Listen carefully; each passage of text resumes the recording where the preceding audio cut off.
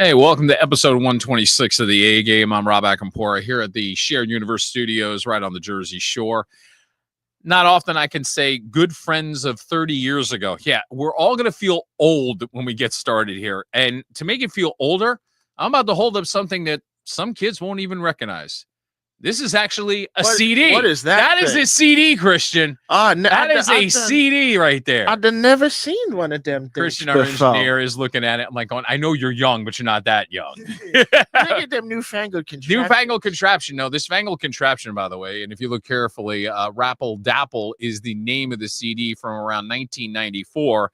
This is where I got to first meet these guys. And their other CD, and I have to bring this up because Big Money Item is important because if I didn't have them on at some point, I know I would have caught crap. They actually thanked me on this album. I think only 3 bands in my lifetime actually thanked me on an album. So, yeah, which is it's a perfect introduction to bring them in. All right, let's bring them in. Yeah, I mean, come on. How do I not have Matt and Brandt come in here, who now are part of Splitsville, have been for a long time, but their roots with me started right here with a little radio station on the Jersey Shore. The Huseman brothers are here. Gentlemen, I know it's been a lifetime. Thank you for doing this. In a minute, man. It's too long, man. Yeah, way too long.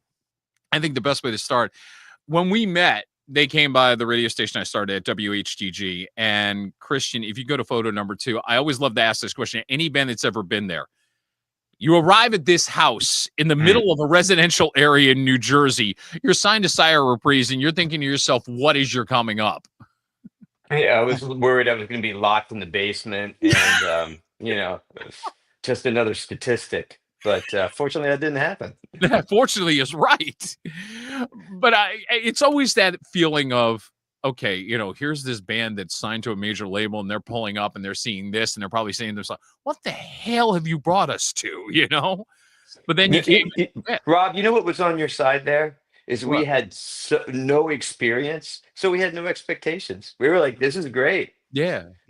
We were just happy to be on radio at that point. So it was a cool time for you guys because it was this, okay, you developed this band and suddenly here's Sire giving you the opportunity of a lifetime and you're on the road. And I'm sure there's always, looking back on it, the good memories that come with that. And hopefully that's one of them, because you sit there and go, well, we can honestly say we were at a radio station out of a house. There is that.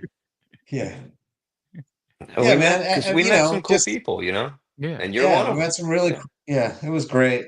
We got to, we were just like a local band that was so obsessed with doing what we did. Yeah. That we kind of didn't realize until the first tour that we went out on, which was well before we were signed, that, we had to play really well. And, we were actually competing against bands that knew what they were doing.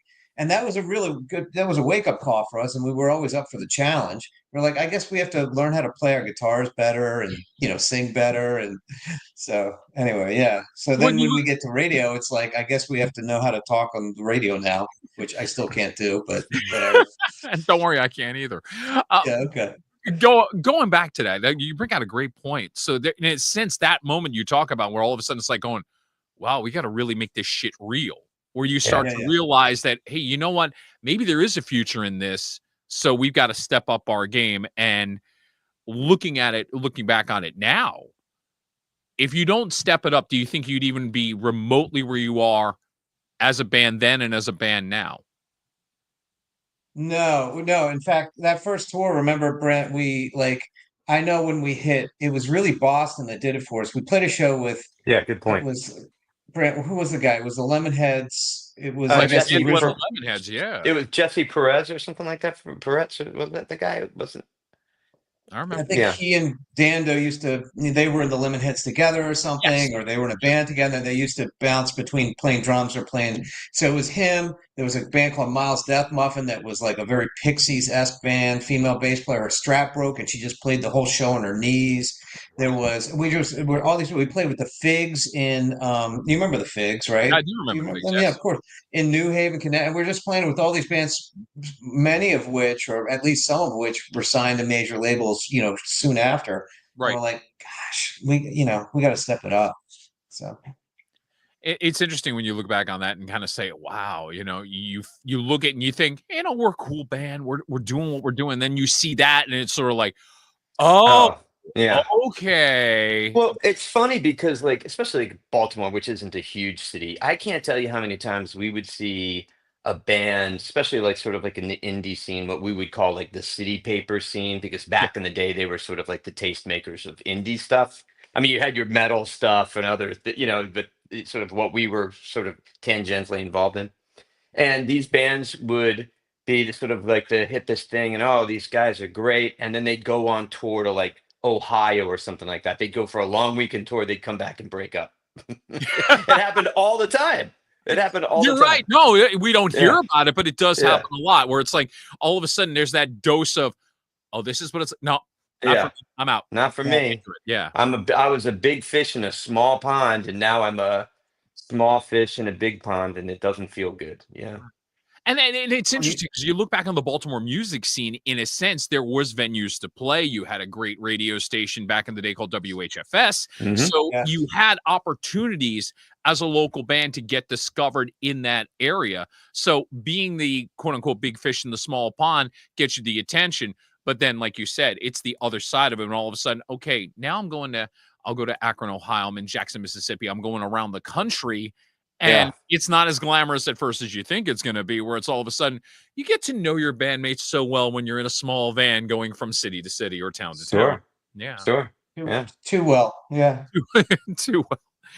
Well, and I guess there's that side of it, and then there's the other side of it where you have these great moments that pop up during that whole thing. And for Right. me with these guys, they were so willing to do something that my radio station, WHCG FM 106.3, back around 1994, kind of got forced into something. And I don't think you even guys knew the whole story. We had a sponsor that basically said, well, we paid this much, we need an event. So the event that became Surf Stock and the beach party that we created, which you guys are part of the first one. It was fun. Well, yeah. And a matter of fact, Christian, I think the photo there would be number 8, if you give me that. There you go. There it is. There Yeah. it is. Look at those little fellas. Yeah. Nice backdrop of the Atlantic Ocean. The guys are having a good Yeah. time. But you're more than willing to go along with it. But there we were kind of going, we're forced into trying to come up with this idea. We come up with this idea. And then it was like, well, who can we get? And I remember I was like, I reached out to you guys in a weird way, directly, indirectly. And it wasn't even hesitation. It was more like, yeah, we're in. I'm like, really? Okay. Mhm. Yeah. Which is greatly appreciated because, I mean, at that point, I mean, I know you guys on the road, you're opening for a lot of bands and you're going on, but yet you kind of made sure it's like, no, we'll be there. I'm like going, so thank you for that. I mean, in the midst of all of our chaos trying to pull that off, and we did. And it was kind of we never thought it was going to turn into an annual event. And you were part of the first one that turned into the annual event, which was great. Yeah, right. Yeah. Well, I wasn't kidding what I said before. I mean, you go to these places. We had the benefit of ignorance on our side, and just pure, youthful cojones. You're like, well, of course I'm supposed to be doing these things, right? And but you meet people like we don't have this kind of we have a friend that we made at HFS that we're still friends with. We have a record release party coming up. He's gonna MC it, I guess. Yeah. I can think of a guy in Atlanta that we befriended with, and Ira's still pretty good friends with him. Probably And from the 99X. I'm thinking from the 99X. 99X, exactly. Absolutely. And so there's a handful of people, but I mean, for a lot of people, it's just their job, and you're just coming through, and that's fine because you're just one of many coming through. But sometimes you connect with people. We did that, so we were super happy to come up and do that. Yeah, it was. That's the one thing I want to emphasize to any of your fans. The connections that we had was like instantaneous. I remember walking in the studio, and it was just more like, at the end of it, it was like going, okay, why have I feel like I just made 4 new friends? I didn't expect it, but it was just right away. It was just like, and we started talking off. And I remember also visiting you guys in New York when the second album came out, and it was just all these things that just kind of kept our bonds together during that time period, which was greatly appreciated. So, I mean, you're right. It's not often because I know there's only a handful of bands I've had that connection with. And ironically, one of the bands, because I was posting that you were coming on, John Fay of the Caulfields gave some love on this. Yeah, I get the feeling you know John, and Yeah. John's obviously a big fan as well. So it is interesting the ties that bind, and it's very similar.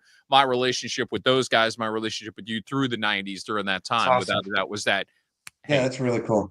it Yeah, I is. don't think we know Brandon. I'm going to say I don't think I know John, but I think they're a great band. So Yeah, we've met him before. It's hard to remember every band. But you know, it's meet. Brand funny. has a way better memory Between of the this stuff four of than me. us, we'll remember one thing. That's You right. know what I mean? That's right. It's Yeah. Right, basically exactly. like, Something oh, will come God, to mind, like, yeah. what was that? Yeah. That's what it Yeah, was. exactly. Yeah. Yeah. Don't you remember when you did this? I'm like, wait, we were in that city? You know? Yeah. So Yeah. One thing that dawned on me, and again, as we're reminiscing with Matt and Brandt from Greenberry Woods, now Splitsville here on the A Game, when I came to that showcase, and I think it was a New York show, if I remember correctly, when the second album came out. yeah. And then all of a sudden, it was like after I think the album was just about to come out, but then shortly thereafter, you guys were done, if I Mhm. remember Yeah. correctly. And it was like this odd thing, and I'm sitting there going, "What?" Yeah. It Yeah. didn't make any sense to me. And yet, I also remember the reviews on the album were so fantastic. It didn't Mhm. make sense to me as somebody who I consider a friend and also as a fan. I'm going, why doesn't this add up? Looking back on it, was it a label thing? Was it the band? What went down? Both. All of Yes the and above. yes. All the above? Yeah. Okay. Yeah. All right. Yeah. And that happens sometimes. I'll say Yeah. it this way. The perfect storm of shit happened. Yeah, that's That's exactly right. what it was. Yeah. Yeah. I mean, we Yeah, didn't we feel like. moved. Go Yeah, ahead. go ahead. I was just to say we moved from so we were on Sire, but the first album was put out on Reprise. Right. Second one No. we got You Go ahead. you keep doing that wrong. I think the first one was on Warner Brothers. The second was on Reprise. okay. No, Oh, no, it was pretty sure Electric. that's right. I know you guys No, were it was signed to Electra. Sire, but the distribution It was had changed. Electric. Aren't Yeah, we you? moved over to Aren't you a Electra, and they clever were basically boy? like, we're basically not going to do this kind of music. So they put it out sort of as a courtesy almost. We knew it. I mean, by the time it came out, it would take us probably an hour to talk about what we know of it, and probably what we know of is about 30% of it, But there was clearly not a path forward for us with the label. They weren't going to put, because you're right, we were getting good reviews for what that's worth. Yeah.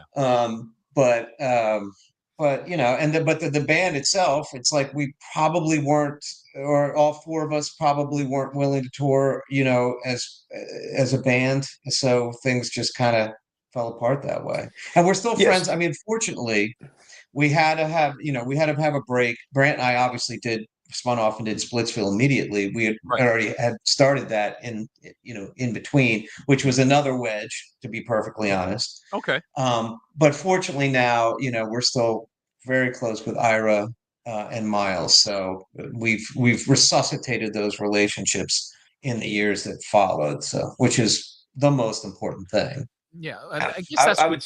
yeah. Go Go ahead. ahead. Yeah, please. I was just going to say about that time period. If the recording of the second album was rough for reasons that if we were more mature and had a better view of the whole situation, we didn't have to be that way. Right. If the band was together the way we were together when we were looking at the first album, Okay. about making the record and touring, we could have plowed through that, taken whatever tour support it is, found a smaller label and kept that thing going, and probably could have kept that going for a while. But we were just not in that place. None of us were in that place, so it just became a problem. How important was 2018 then, when you guys kind of came together and got House out there and just kind of reunited for a little bit? Did it help in a sense, kind of Oh yeah. like mend everything and kind of say, Oh. hey, we're boys again and everything's good in the world? Yeah, we had Yeah. sort of the four of us had done that process, but we got to do things like we played this show in Baltimore in an area called Fells Point, and one of the guys who was our old manager was there, and that was really nice to see him, and he was everybody was supportive, and yeah, it was just sort of like, oh yeah, it was all the good feelings and none of the bad feelings, so it was great. Yeah, for sure. As a matter of fact, I want to give props to those gentlemen. So, Christian, photo number 4, speaking of Ira and Miles, this was from 2018, if I'm not mistaken. There they are. There they There he are. is. There's our guys. I got to tell you, Miles gave me a world of shit when that came out because we were still keeping in touch. And he was texting me like basically calling me out and saying, you couldn't have made it down. I'm like, I'm sorry. It was not exactly intentional that I couldn't make it. But, oh, man, I was getting shit for months from him on that. And deservedly so, I might add. Thank you very much. But, when I saw the photos pop, I was like, well, I got to get those two guys out on here during this podcast in one way, shape, or form. Because, again, it was this really little magical thing that was happening during that time. And at least now when you look back on it, you can smile on it. Take away the politics that we talked about before with the second album. But looking back on the good shit, you kind of go, you know what? I'm glad we went through war with those guys and, enjoyed that experience. It creates a bond that it's just tough to describe to other people. There's a lot of stuff going on. And we got super lucky. We had an experience not a lot of people get to do. This is true. This is definitely. And I got to pee next to David Lee Roth in the 30 Rock bathroom. I mean, come on, guys. That doesn't happen every day. Oh my God. Stream is over. That's it. All right. Pretext. What was that? You're at 30 Rock, so I'm guessing. Were you on one of the talk shows at that point? That was Conan. That was when we did Conan. Yeah. Yeah. So there you are for the Conan O'Brien show. You're making that appearance, and then all of a sudden you're standing there.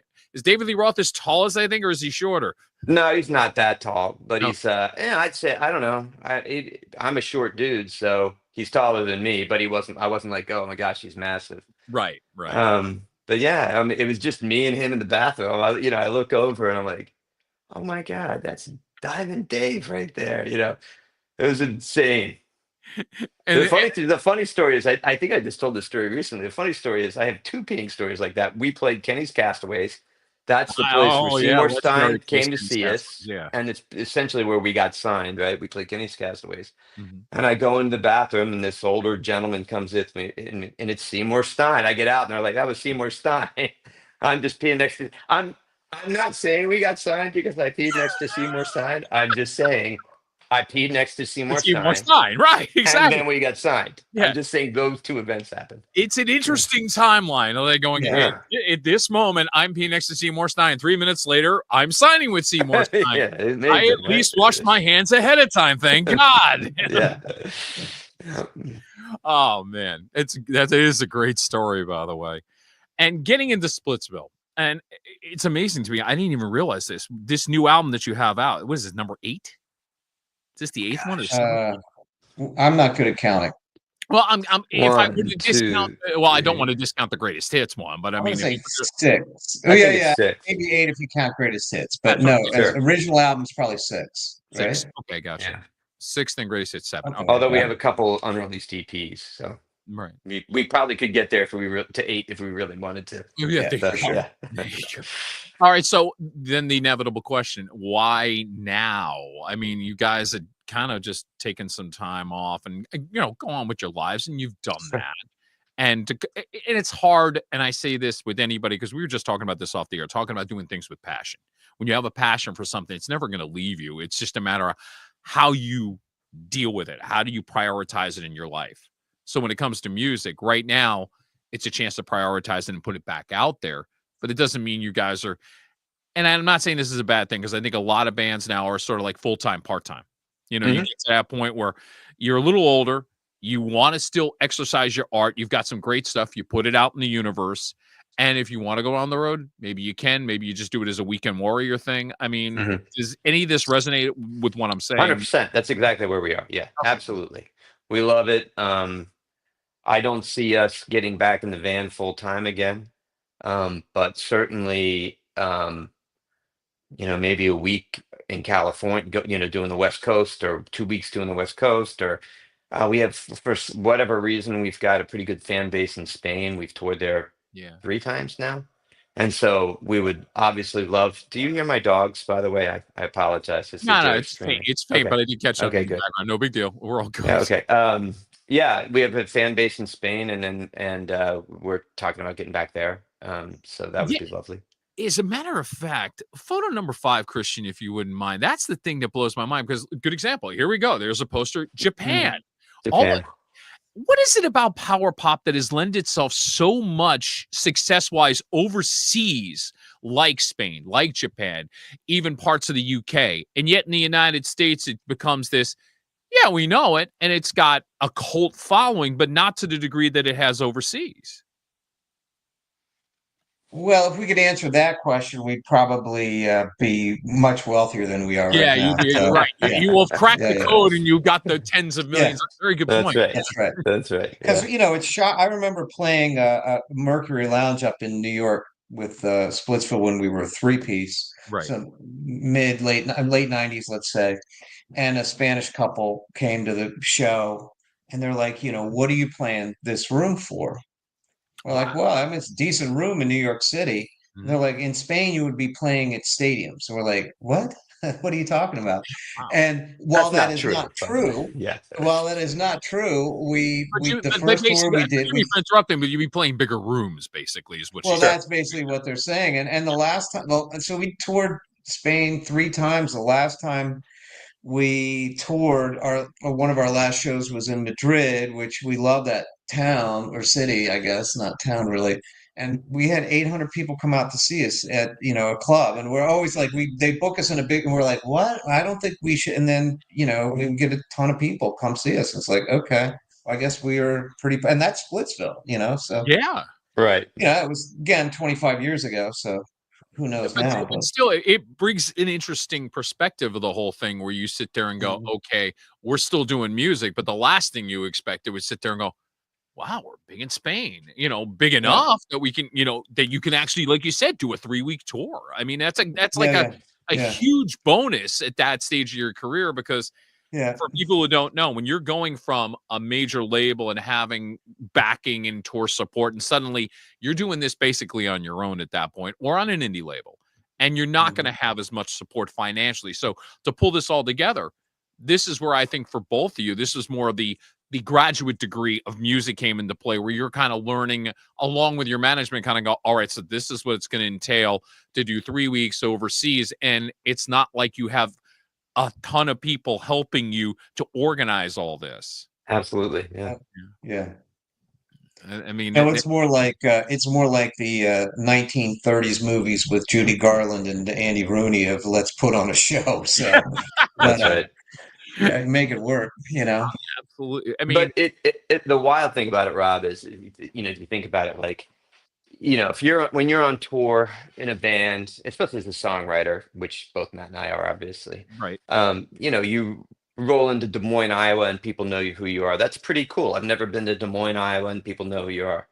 So you go overseas, and I'll never forget the first time we played Madrid. We would do number 37 from the first Greenberry Woods album, and Mhm. I wouldn't play drums. We would just, or I don't think I played drums. I think I can't remember what we did, but anyway, we did it, and like the whole audience, it was singing the song, and Right. it was like, holy smokes, these people, the English isn't their first language.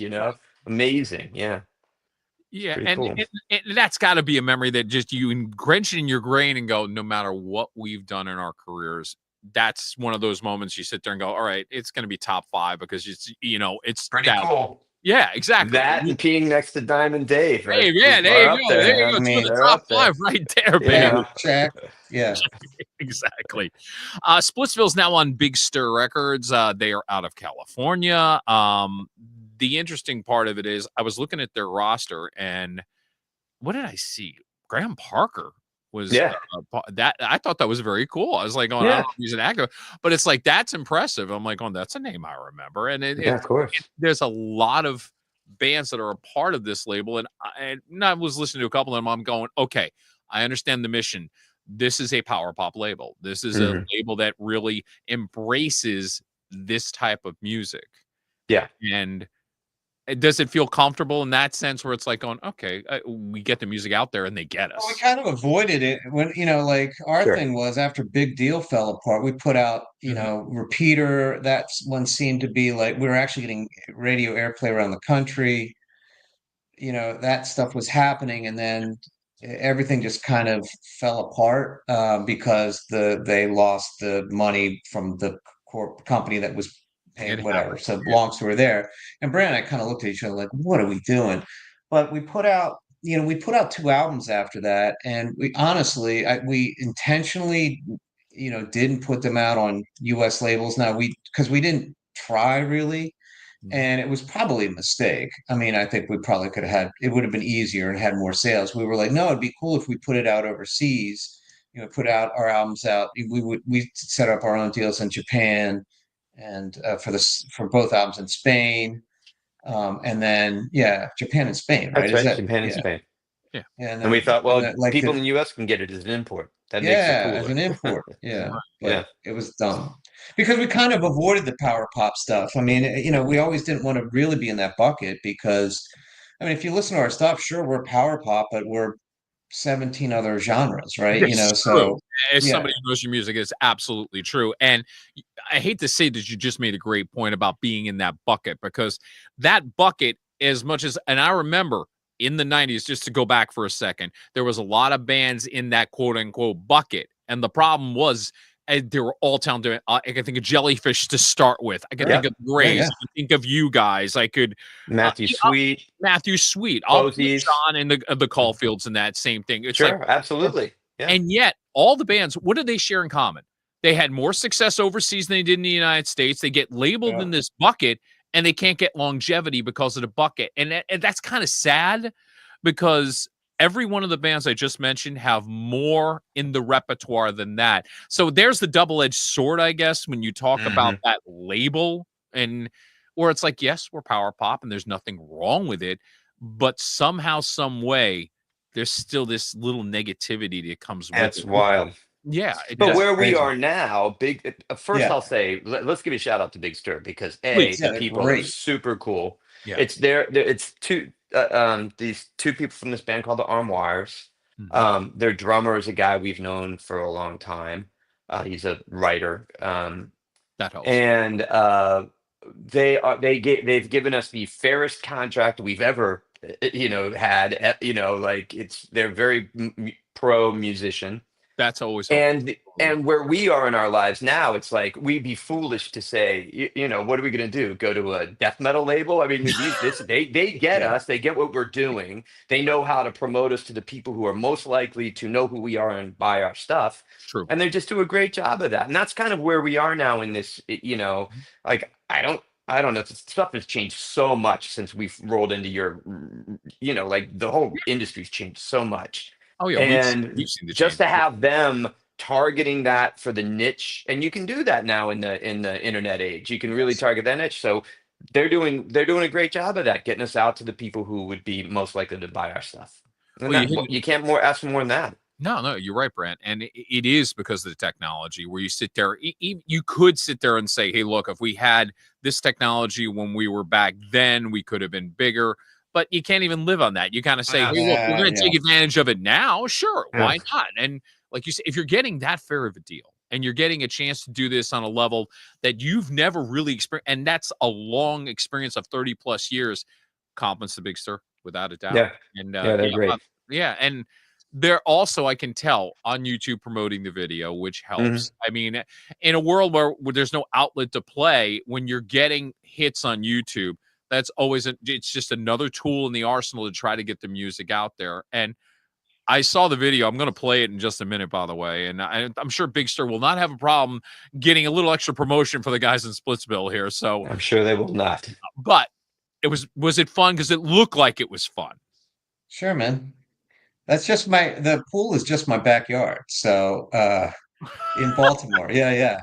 So And the live stuff was Tony, Paul, and I were playing a gig at this little place in Fells Point that the three of us Right. and Matt, when he moved back to Baltimore, would do it too. But it's a bar that we used to play frequently. Now we play semi-frequently. There you go. So that was a real gig, and we just did that right before the gig. So put it together real quick and you get the video. Christian, if you've got that video together, this is the first single from the first new album from Splitsville in a very, very long time.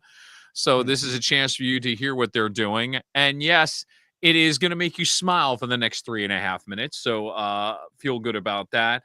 I hate going to Hustlers is the name of the tune. I'm afraid to ask, where'd you come up with that title, for God's sake?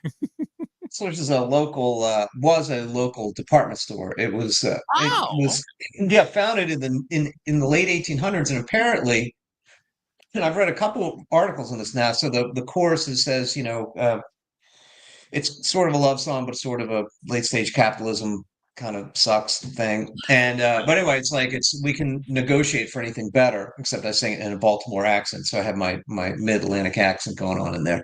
But it's because apparently that was the place where they first just put a price tag on things, and you paid what that price was instead of haggling the price. So yeah, it's Hutzler's. It was a very popular store. Baltimore's a Yeah, place of great innovation, and there's one of the correct. things. Yeah, there you go. I like it. Christian, get the button ready. Take a listen. This is Splitsville here on the A Game. Enjoy.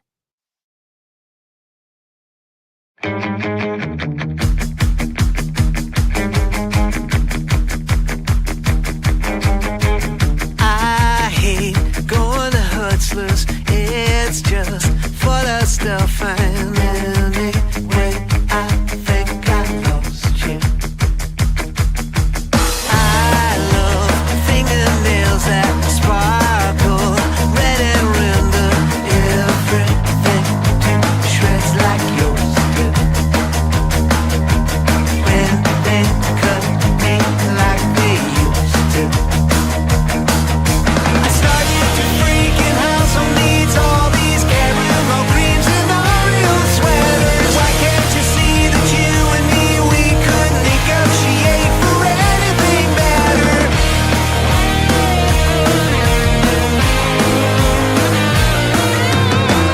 Desperate window dressing, ruthless advertising. We just buy things 'cause we're supposed to. All our currency reads out of many one. I don't think that means what it used to. I started to freaking house on needs all these caramel creams and Oreo sweaters. Why can't you see that you and me, we could negotiate for anything better? Na na na na na na na na na na na na na. As it ever was, it will be because all we want is everything, and it owns us.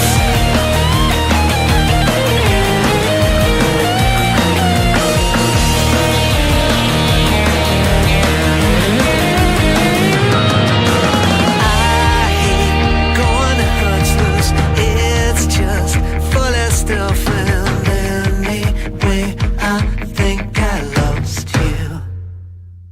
I guarantee that we don't need all these caramel creams and Oreo sweaters. Why can't you see that you and me, we could negotiate for anything better? Let's run away to Dewey Beach, skinny dip as we please, no matter the weather. Why can't you see that you and me, we could negotiate for anything better? Why can't you see that you and me, we could negotiate for anything better? Why can't you see that you and me, we could negotiate for anything better? Why can't you see that you and me, we could negotiate for anything better?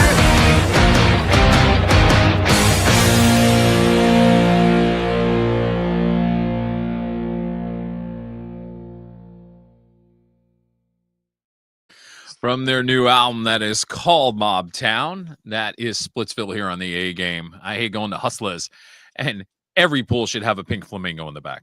That is for sure. I mean, yeah, agreed. It's just Well, if you know anything about Baltimore and John Waters and pink flamingos, it's Yes. actually a very Baltimore thing. So Yeah, Yeah. again, great John Water. Yeah, very good point. And the interesting thing, I want to refer back to some of the things we were talking about with music and talking about power pop for one more second, because the one thing you'll notice with that new song, it's like you can hear now other bands like a Blink 182 with the na na na na, and even Green Day and all of these bands where it's like you said, the rabbit hole of calling it power pop, because it's like going, there's punk in there. There's so many different things. So like you said before, there's 17 different ways our music can be interpreted, and we've got 17 different ways of doing it. So don't try to. Well, and Rob, that song, I promise you, is the most that sounding. So like that was like the one that we're just like, let's make it sound like power pop. I mean, so the rest of the album, maybe Cold Open is ish, but it really, yeah. I mean, I would say maybe even not. So yeah, I mean, so yeah, it's tough. But I don't know. I mean, I don't care. If you like it, you like it. If you don't, that's fine too. Well, and that's what music is in general. It's very subjective to begin with, but also as artists, you got to do what you got to do. And the thing about it is, it's not like you want to be, let's say, forced by somebody to say, no, you got to do it this way, because I've heard stories over the years of bands where all of a sudden, okay, they release one song, it does well enough to, no, we need another one of this is the song. Sound. Yeah. Right. Yeah. Exactly. And it's like, you can't tell an artist an artist has to be an artist. That's the thing that always drove me nuts. We're looking at it and going, you hear the stories and you go, how can I like, well, because they're looking at a bottom line. They're not looking at what the artist can do. And if the artist feels like they're being forced to do something, they're not going to be able to create something really good. Well, that's the nice thing about being on indie labels, where we've been since the Greenberry Woods, which is we get to do what we want to do. Right. And we've done that for better and for worse, but they were our choices and we made them, and so. Do you feel like at this stage of your lives, I mean, it's like, look, we're all, I mean, even though I think you were like 14 when I first met you guys. That's right. 14. Yeah, we were. Okay. So you're in your 40s and I'm in my 50s. Anyway. No, we're in our 50s. Yeah. Yeah. So here we are, three guys in our 50s, going through life and kind of looking at it. And it's interesting because I'm sure you're like me. You look at things in your 20s and looking at how everything is. Now you look at it in your 50s and you go, it is different, because you're kind of wondering, it's like, all right, am I going to live here? Am I going to be there? Do I want to be doing this full time? Do I want to be doing this part? And again, you throw in family and everything else that comes into the equation. I mean, as far as where your lives are now, do you feel like you're at your most comfortable? I know, tough question. That's a great question. I mean, we're both actually, everybody in the band is lucky because and shout out to our wives. We're all partnered up with awesome people who are very supportive of us, and that we love. Like, we're all really good friends. That helps. So that's awesome.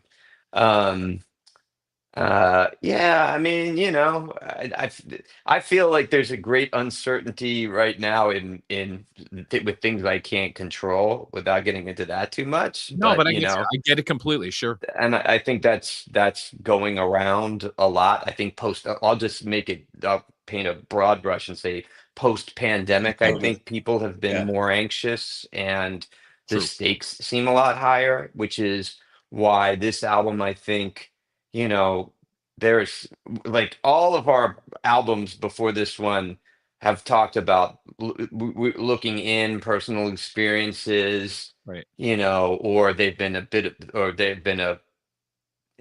like about Brian Wilson or something like that, right? I know, because at one point I remember, you did something where you paid tribute to Pet Sounds, basically, at one exactly, point. Yeah, but they haven't been, I don't think we've been making any big, social statements, and there's definitely some of that in this album. Hopefully, not too cloying and not too tactic or anything. Yeah, exactly. But it's that couldn't help but end its way up in this album. And so I think that's one of the things we're proud about the album. But it does reflect that. In that way, it's a sign of the times. And writing that way, and then not that you intentionally did it, is it cathartic? Ooh, good question. Oh, yeah, that's a great question. Yeah. I'm not sure if it's cathartic so much as I would feel irresponsible if I didn't do it. Okay, Let me. Let me tell you where I'm going with that. Yeah, please. The movie La La Land. Know it. I thought it was beautiful. I Yeah. love musicals. I think Ryan Gosling is charming and Emma Stone is charming. I dare you to contradict me there. I thought it was charming. And I for agree. some reason, and this sounds crazy, but I felt it was a little irresponsible for that to be the what was Oscar winning movie for that year. That year. And that's a really lousy thing to say because I'm sure the director put his heart and soul in it. And he made a great, entertaining movie. But Right. you know what I mean? It's a light piece. Yeah. And maybe that's what people needed, and that's why it was there. But I don't know. I just don't think I could have done that this time around. At least with this. No, but I think I actually understand what you mean by that. And I appreciate the further explanation because, like you say, at times in our lives, something like La La Land hits and it becomes this thing. And yet I'll take it to the other extreme where it's like, whatever you feel about the Barbie movie, it made a huge impact. It's great. And, you look at it and say, yeah. But if Barbie comes out maybe a few years early, maybe it wins more. So you just sit there and say, maybe, like you say, it's part timing. And it's also part of the sign of the times when something comes out and says, okay, why does this make this impact at this point? La La Land may have been the right movie at the right time. Does it necessarily mean that it should have been? And again, that's a subjective thing when it comes to the Oscars. But did it go against the norm of what the Oscars did? Absolutely. I get what you mean by that. And then apply it to where you are. I get the correlation going on there. Anyway, yeah. So I don't know if I answered your question. I don't think it, but maybe I think it's that it wasn't cathartic, but it felt like the right thing to do. Necessary. No, but necessary. It was necessary. So okay, definitely okay. So I gotta inject some fun into this at the end. I do a thing called random shots at the end of every one of my podcasts on the A game. So these questions come from anywhere. But then I was thinking, all right, I got guys from Baltimore and Maryland. I'm like, okay, welcome to my trivia round. 5 questions. Yeah, I have something to do with Baltimore or Maryland in general. So the questions become, let's see if they know where I'm going with this. So I will start with question number 1 and say this. Stating its company's purpose to stand together for the future of flavor, what Maryland company has over $6 billion in annual revenue and dominates its space on the aisle in most major supermarkets? Corn. What was that? Right? McCormick, right? Yeah, you go. One. Ding. Thank you, Matt. Good job, Matt. Yeah, wish I had invested in them 20 years ago. Yeah, really. If we had known it was going to be this big, jeez. That's right. All right, going to TV, Seinfeld, not the actor, but the character. What character in Seinfeld? Yeah, all right, okay, that was. We used to wear the Orioles caps all the time. Yes, let's see, exactly. She wore the Orioles caps. In football, when the Colts left and the Ravens came later, there was a team in the middle that was a part of the Canadian Football League. Do you remember the name of the Baltimore team? Well done. The Stallions. Stallions, right? Baltimore Stallions. Yeah. I do remember. My grandfather, my mom's dad, when the Baltimore Colts left, he was like, I'm out. I'm not doing NFL anymore. He was a big football fan. He's like, nope, done. Yeah. Well, I would imagine and I remember the whole scene of them leaving, and the way they left, like literally in the middle of the night, right? Middle of the night. I mean, front page. Yeah. I can't even imagine how Baltimore fans just felt like you betrayed us. What the hell have you done to us? Oh my God. Mm-hmm. Then that not a pretty picture. Oh, before I get to the next question, since I did do sports, you have a connection with Tony Kornheiser on ESPN, correct? In a weird way. I love Tony Kornheiser, and they played like 3 of our songs on that show, and I'm like, I couldn't be more thrilled because I love Kornheiser, man. So it's been a delight. Yeah, obviously it was not something that was planned. Usually you're like, what? They're playing what? He's doing what? Yeah. I mean, I think the label sent them the stuff, but still, I'm like, hey, they're playing it, so cool. Yeah, I had to bring that up, and I figured there's the perfect place to bring it up. I told these guys, I'm like, this is one of the most exciting things, and we've done some crazy cool stuff. Videos on MTV, whatever. And I'm like, that Kornheiser, man, I love the guy. He's he's so great. So anyway. We now know what's in Matt's top 5 of his career. Yeah, that's right, man. That's why I'm naming the sports stuff, by the way. Brand's Yeah. just sitting Yeah. back. Oh so. yeah. Yeah. He had to explain to me who that gentleman was. So yeah. It's honest. There you Yeah. go. Okay. Let me do two more. In Rockville, Maryland, this store got started in 1957, known for its, let's say, toys. What's the name of the chain that I'm talking about that used to exist? Jeez. Wow. No, yeah, Rockville, huh? Yeah. I mean, it wouldn't be that place, Brent, that where do they go in where is he singing Surrey with his French on top No, it's not that. It's I know what you're talking okay? about. No, is it? It's toys. Is it like adult toys too, or just kid No, toys? I'll say that much. Not All adult. right. But I don't think it was Toys R Us. I'll say it's KB Toys. It You was should Toys stick R with Us. your first instinct. It was Toys Toys R R Us. Us. Toys R Us. Yeah. Kidding, I didn't know that was a I didn't Maryland know that. company, huh? Wow. I didn't know that was a Maryland company. No, Brad, you stuck with your first instinct. You'd be 4 Dang for it. 4. Yeah. All right, one more here. When it comes to the state of Maryland, they decided in 1964 to make this state animal, and it's a specific breed. Do you know the breed that we're talking about in golf? Is it Chesapeake Retriever? Yeah, you got it, Chesapeake Retriever. Yeah. Well Big done. Retriever, Well yeah. done. Yeah, I when I saw that, I went, really? I didn't even They're know that. Yeah. Awesome dogs. They're beautiful. Yeah. Yeah, they Yeah, are. well, what makes it, forgive me, because again, ignorance. Is they Yeah. that much different than a golden retriever, or what is They're They're brown, They're right? brown? They're brown, and They something kind of look about like a their mix between fur a is lab and a even. golden. All Yeah, yeah. labs are sort of like waterproof, but something about their fur is like even more waterproof. Right. Yeah, I don't know what that is. I'm not a scientist, Rob. I'm just a musician. I'm not a That's scientist. right. Yeah, I just play the drums, man. I'm a simple man. That Simple Man and their new album is out there, so go download it, and you will be very happy to download Mob Town from Splitsville. Glad to play the video. You were saying something about a release party that you're doing? Release party. Not this Saturday, but next Saturday, September the 6th. The 6. Creative Alliance in Baltimore. There are a few tickets left. If you're interested in coming to see us in person, order them now. I'm not kidding, because they'll be way more expensive at the door if there's any left.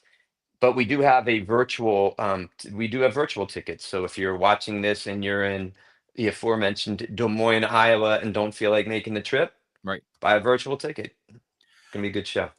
All right, so now I got to try to figure out how you're going to get to the New York area sometime in the next 6 months to a year. That's all. We'll talk. We'll figure it out. We'll talk offline. Good. No, we're going Okay. to have a severe discussion after this, because now that I've reconnected, it's more like going, you're not slipping through my hands again. Thank you, by the way, for doing. Thank you for having us. Yeah, Yeah, no, that was no, great. Thanks, please. brother. Appreciate you. I was Yeah. so happy to see the new music. I was like going, how do I not? And I'm seriously, I've only been thanked on 3 albums in my entire lifetime. When I saw that back in the day, I was like, I was just like, you're kidding. For real, man. It was for real. We connected. What Yeah. can you do?